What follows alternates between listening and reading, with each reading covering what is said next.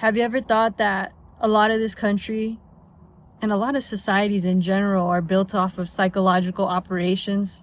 When you look at the system as a whole, it was created to create a society of workers and not a society of owners. They start by brainwashing our parents to put us in these public schools instead of maybe teaching us the skills that we need in the home. Could be cooking, could be growing our own food, could be learning how to build our own houses, basically being independent and self-sufficient. But the education system, it teaches us all this stuff that is not really practical.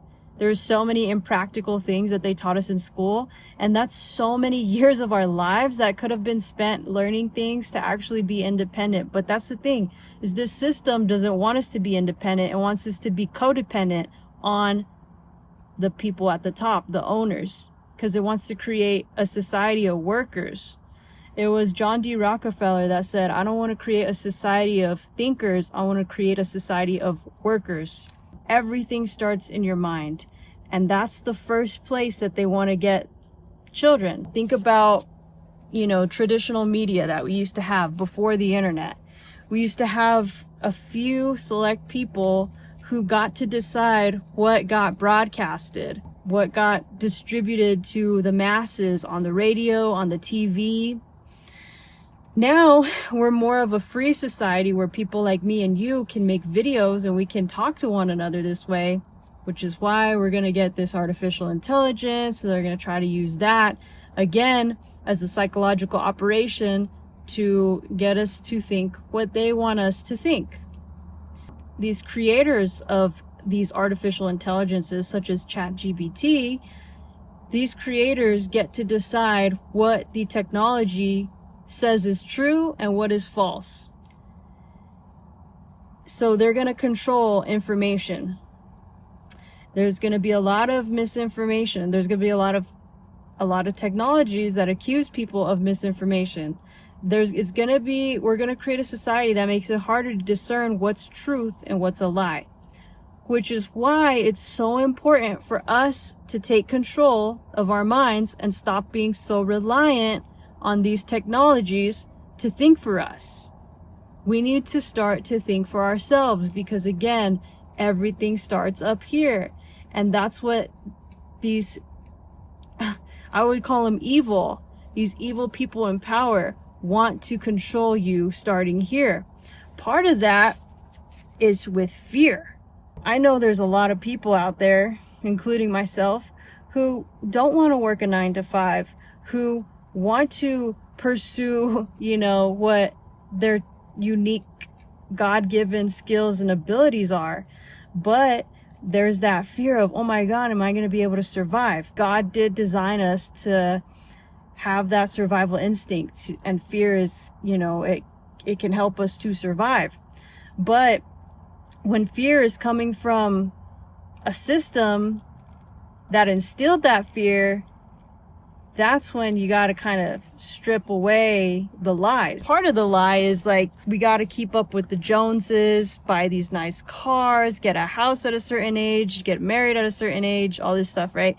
All this propaganda, because at the end of the day, it's all propaganda and marketing so that we're funneled into this system of workers. So what do we need to do? We need to do the complete opposite of what the herd is doing. We need to rebel against the system. Personally, for me, that's meant living way below my means. Just flip the script. Like I always say, use them to lose them, because that's what they're doing with you, right? They're going to replace you with a robot anyway. So go and work their job, get as much money as you can for your time. And that's why I do encourage getting a job that pays well, so you can get as much money as possible for your time right now, and then just live way below your means and just pocket all that and invest it into yourself. Because nobody teaches you that in school. Because again, they don't want you to be free. They want you to work for them. I mean, there's so many things I could cover, but see this land behind me. This is what God created, and human beings have decided to build skyscrapers and fumes and all this nasty stuff on top of this beauty. This is gorgeous, man. This is what the creator, this is the way we're supposed to live. And it's like, why can't people like you and me go buy a piece of land that's not like super overly inflated and build a tiny home on it, or build a home on it without all these government regulations? I know there's so many places that, oh, you can't build a tiny home here, and they justify it with like, well, it's not appealing for the property, it doesn't, it doesn't match the other homes in the area. It's like, dude, this is all brainwashing and propaganda so that we're not free. Because if we truly were free, and it's funny, it's propaganda because they call America a free country, right? But if we truly were free here in the United States, we'd be able to buy a piece of land like that and build whatever we want on it. That's freedom. And I do understand like regulating like criminal activity, but like regulating if I can put a tiny house on that piece of land right there, and if I bought it, like, it's just, oh, we're living in an overly regulated society. There's just so much, but we'll have to tackle all these other topics in another video. Anyway,